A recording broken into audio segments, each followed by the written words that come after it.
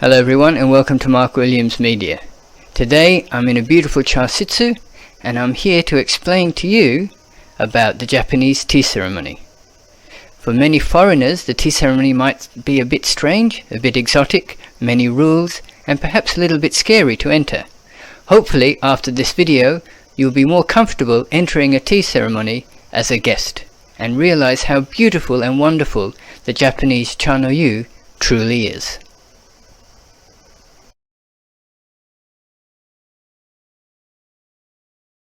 So the first thing most people ask is about what should I wear when I go to a tea ceremony.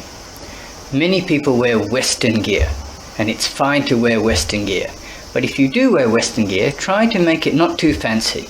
Try to make it plain, make it simple. Simple colors, not too bright, nothing that will detract from the ceremony or harmony of the tea event. Cha no yu is based on 4 basic philosophies: Wa, Se, Ke and Jaku. Wa meaning harmony, Jaku meaning tranquility, and Se and Ke meaning respect and purity. Your clothing should not detract, should not distract from this kind of blend. And thus we advise, if you do go to a tea ceremony, please do not wear anything too fancy. So simple colors, blacks, browns, neutral colors will add to the rustic and harmonious atmosphere of the tea ceremony. If you choose to wear a kimono, that's fantastic, but again, keep it simple, keep the patterns and the style simple, and try and match the season that you're going in. So if it's autumn, think about autumn colors. If it's summer, think about summer colors. If it's winter, think about winter colors. And the tea master, the Tesu, will also think about these kind of things when he or she is preparing the tea and creating the atmosphere for the cha no yu. 3 things that you might want to consider buying before you enter a tea house is, one is this.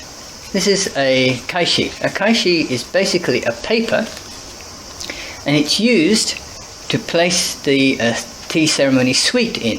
So when you are doing cha no yu, not only will you taste the tea, you will also get a lovely sweet.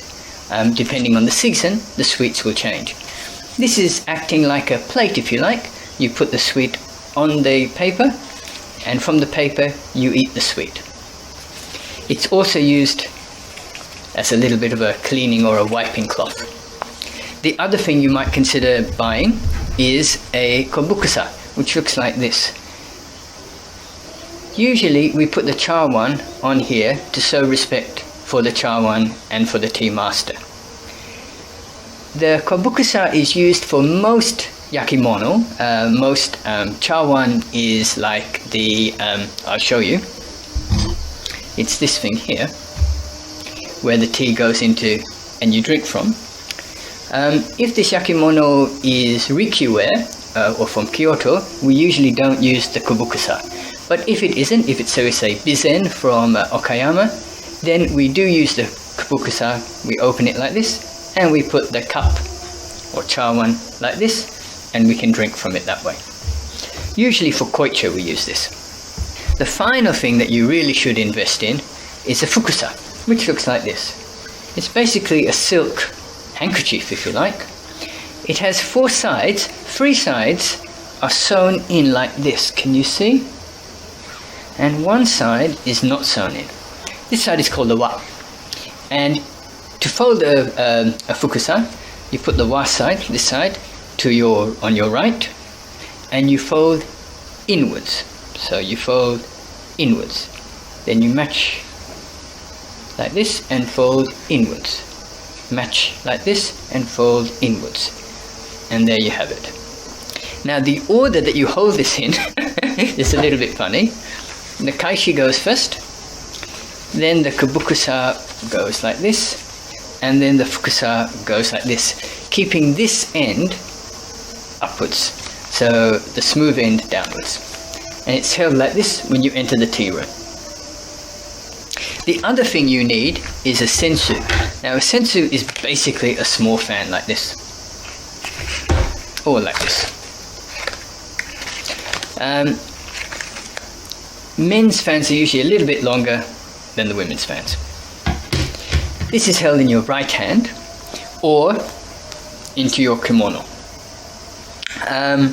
This is actually used quite a bit more than these are. But basically, when you're carrying in, you can carry it like this.